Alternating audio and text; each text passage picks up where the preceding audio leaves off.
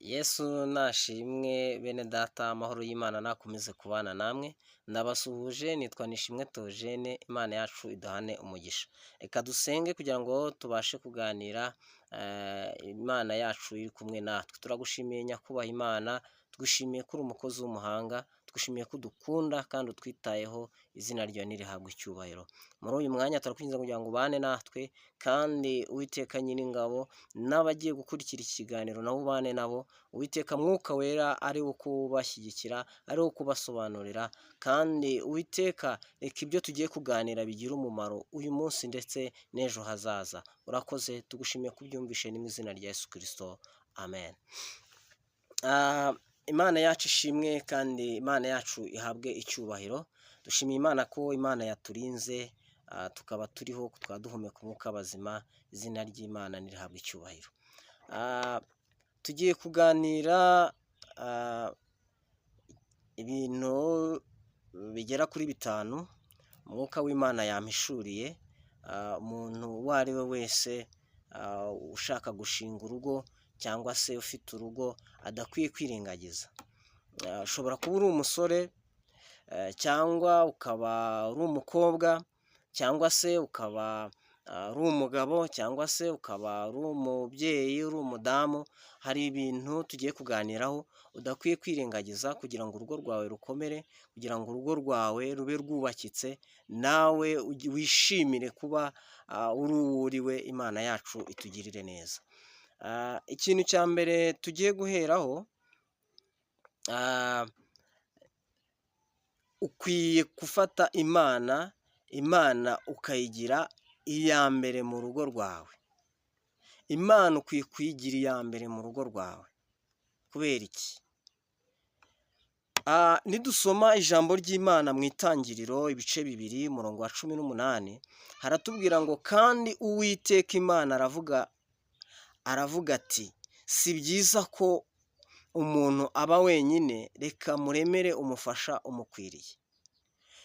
Impamvu ukwiye gufata Imana ukayishyira iya mbere mu rugo rwawe, ni uko urugo ni umushinga w'Imana, Imana yubatse. Imana ikimara kurema, ikarema ibintu byose biri ku isi, ikarema inyamaswa, ikarema amazi, ikarema ubutaka, yararebye imaze no kurema umuntu, imaze kumubwira ati ibi bintu byose uzabiyobore. Imana iritegereza iravuga ngo ntago bikwiye ko uyu muntu aba wenyine, reka muremere umufasha umukwiriye. Imana yacu itugirire neza. Rero niba ugiye gushaka, tuvuge niba uri umusore cyangwa uri umukobwa, ukwiye gutekereza kuri iki kintu, ukavuga uti ese ubundi ngiye kubaka uru rugo, ngiye gushaka uyu mugore, ngiye gushaka uyu mugabo, ngiye gushaka, ese ubundi ni we unkwiriye? Kuko ijambo ry'Imana ratubwira ngo Imana yari itegera avuga ngo reka muremere umufasha umukwiriye. Bivuze ngo niba uri umusore, hari umukobwa ugukwiriye. Niba uri umukobwa, hari umugabo ugukwiriye, hari umusore ugukwiriye. Ibyo rero ukwiye kubyitaho, ukabitekereza, ugafata Imana ikaba iya mbere mu buzima bwawe, ukabanza ukayigisha inama.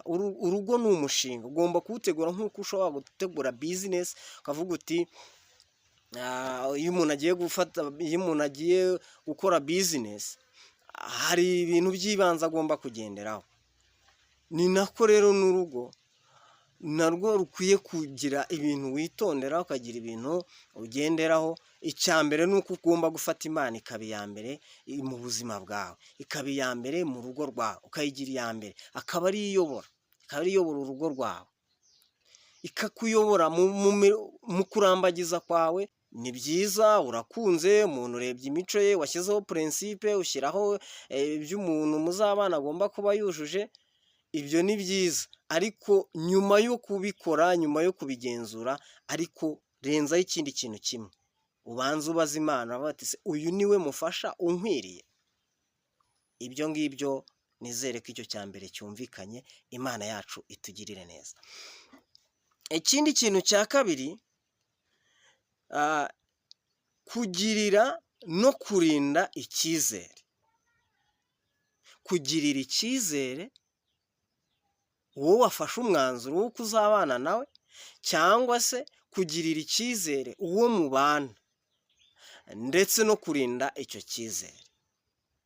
Bene data, nk'abakristo, turi kuganira nk'abakristo, ndi kuganira n'abantu bizeye umwami Yesu, bakamwizera nk'umwami n'umukiza w'ubugingo bwabo. Ndetse ndimo no kuganira n'abantu bifuza kwakira Yesu nk'umwami n'umukiza, kugira ngo bamenye ese ni gute babasha kubaka ingo nzima, babasha kubaka ingo zubakitse, kuko tujya tubona amadivorce menshi. Kandi iyo urebye umubare mwinshi, wenda nk'abanyarwanda, umubare mwinshi abantu ni abakristo, ariko ukibaza impamvu divorce ziyongera. Ibi bintu rero ukwiye kubyitaho mu rugo rwawe. Kurinda icyizere, urugo rwubakirwa ku cyizere, ugomba kukirinda kandi ukagirira icyizere uwo mwagize gute, uwo mwashakanye. Cyangwa se niba ugiye gushaka ukaba uri umusore, mugomba kumenya ko ugomba kumugirira icyizere. Kandi mbere yo kumugirira icyizere, mbere na mbere wowe ubwawe banza wigirira icyizere. Vuga uti ariko se ubundi ngewe ibikorwa nkora ndi uwo kwizerwa, nkwiye kwizerwa? Ese ubu umuntu yanyizera ngewe? Kuko mbere yo gushakira icyizere ku bandi, wowe banza ukishakira. Vuga uti ngewe ndi uwo kwizerwa, wubaka icyizere. Vuga uti ngewe nkurikije uburyo kimbanyemo n'Imana, nta n'ukuntu umuntu atananyizera. Banze Imana ikwizere, hanyuma icyo cyizere unakirinde. Icyo cyizere kirinde. Niba ufite imico myiza, niba witwara neza, niba nta ngeso mbi ujyamo, niba nta busambanyi ujyamo. Ubusambanyi ni ikintu gikomeye cyane gisenya ingo, kinazisenye muri ino minsi ya none. Satani akoresha kugira ngo asenye ingo. Ukwiye kwirinda izo nzira. Hari ibintu byinshi bisenya ingo.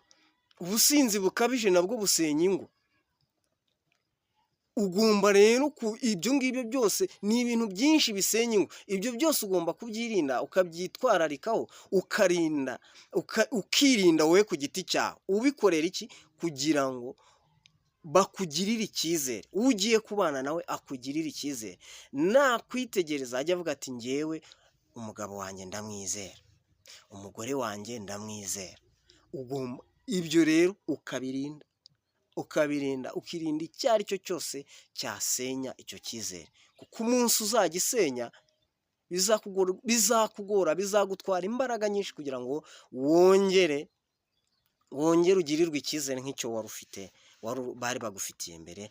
Imana yacu itugirire neza, Imana yacu idutabare. Ikindi cya gatatu tugiye kuvugaho ni ukumenya inshingano zawe. Niba uri umugabo, ukwiye kumenya inshingano zawe. Niba uri umudamu, ukwiye kumenya inshingano zawe. Ntabwo inshingano ari zimwe. Nidusoma mu Befeso ibice 5:25, haratubwira ngo bagabo mukunde abagore banyu nk'uko Kristo yakunze itorero akaryitangira. Ni ikintu gikomeye. Abagabo turasabwa gukunda abagore bacu. Niba uri umusore ukaba ugiye gushaka, menya ngo hari inshingano udakwiye kwirengagiza: gukunda umugore wawe. Niba uwo mwanzuro wawufashe, menya ko iyo nshingano ifite. Imana yacu itugirire neza. Niba uri umugabo rero ufite umugore, menya ngo inshingano yo kumukunda, kandi birakomeye, nk'uko Kristo yakunze itorero akayarangiza akaryitangira. Kristo yari afite icyubahiro mu ijuru, yemera gusiga byose, yemera kwitanga, apfa urupfu rubi. Iyo dusomye muri Yohana, ubutumwa bwiza ko bwanditswe na Yohana, ibice 3:16, haravuga ngo kuko Imana yakunze abari mu isi cyane, byatumye itanga umwana wayo w'ikinege, kugira ngo umwizera wese atarimbuka, ahubwo ahabwe ubugingo buhoraho. Kristo yaje mu isi kugira ngo abashe kuduhuza n'Imana. Nta yindi nyungu yari akeneyemo. Yemera gutanga ubuzima bwe, yemera gutanga ibyo yari afite byose, yemera gutanga icyubahiro, yemera kwambara umubiri ubora, kugira ngo aduhuze n'Imana, kuko Satani yari adutandukanije n'Imana. Ariko reka dushimire Kristo yuko yaje mu isi akemera kwitanga. Rero umugabo ufite inshingano zo gukunda umugore wawe nk'uko Kristo yemeye akaza mu isi, akaza akitanga. Mbega bibaye ngombwa wanapfira umuryango wawe, wanapfira umudamu wawe, ugomba kumukunda nk'uko Kristo yadukunze, kandi nta kintu ugendeyeho. Imana yacu itugirire neza. Bagore, mugandukire abagabo banyu nk'uko mugandukira umwami wacu. Ibyo tubisomye mu Befeso ibice 5 umurongo wa 22. Ni ukuvuga ngo abagore nabo bafite inshingano zo kugandukira abagabo babo nk'uko bagandukira Kristo. Iki kintu kirakomeye.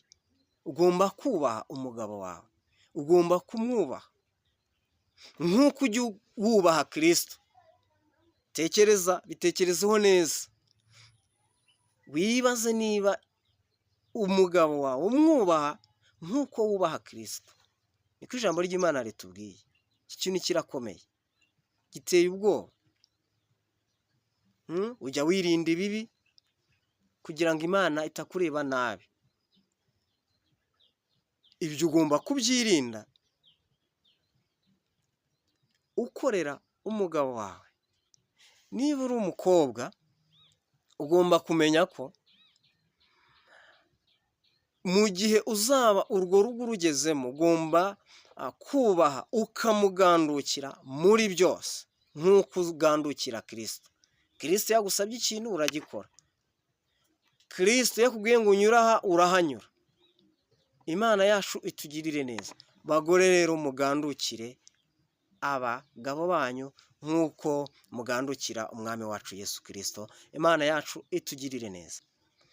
Icya kane, kwihanganirana no kugira imbabazi. Imana yacu itugirire neza. Ni byiza. Icya mbere, Imana wayigize iya mbere mu rugo rwawe. Icya kabiri, kugirira no kurinda icyizere. Icyizere rwose warakirinze. Iyo wisuzumye ubona nawe uri uwo kwizerwa, ni byiza. Icya gatatu, kumenya inshingano zawe, ariko ibyo ntabwo bihagije. Icya kane, ugomba kwihanganirana, mugomba kwihanganirana no kugira imbabazi. Umuntu mugiye kubana cyangwa se umuntu mubana ntabwo ari marayika. Birashoboka ko yakosa. Turi mu isi, Satani ayikoreramo ibishuko ni byinshi. Birashoboka ko yakosa, ariko niba umuntu akosheje akaza agasaba imbabazi, ukwiye kumubabarira. Kandi ikindi, dukwiye kwihanganirana. Ntabwo dukunda ibintu bimwe. Umugabo n'umugore ntabwo bakunda ibintu bimwe. Hagomba kubaho kwihanganirana. Imana yacu tugirire neza. Umwe akihanganira undi. Kandi niba habayeho gukosa, hakabaho gusaba imbabazi. Izo mbabazi nizitangwe. Twe gukomeza ibintu ngo duhore tugarura ibintu. Oya, habeho kubabarirana. Imana yacu itugirire neza. Icya nyuma utakwiye kwirengagiza ni ugusengera urugo rwawe. Niba uri umugabo, urugo rwawe rugomba gushingira ku isengesho.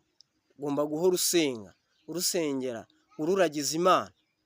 Imana yacu tugirire neza, kuko mbere na mbere nababwiye ko urugo ari umushinga w'Imana, kandi Satani intego afite niyo gusenya iby'Imana yubatse. Niba Imana yarubatse urugo ngo ruyinezeze, iyo umugabo n'umugore babanye neza binezeza Imana. Satani rero agerageza kuzana ibyatuma urugo rusenyuka kugira ngo wa mugambi w'Imana uveho. Mbega Satani we ni ukuvangavanga umugambi w'Imana. Rero ndakwinginze, ujye uhora usenga, ujye usengera urugo rwawe.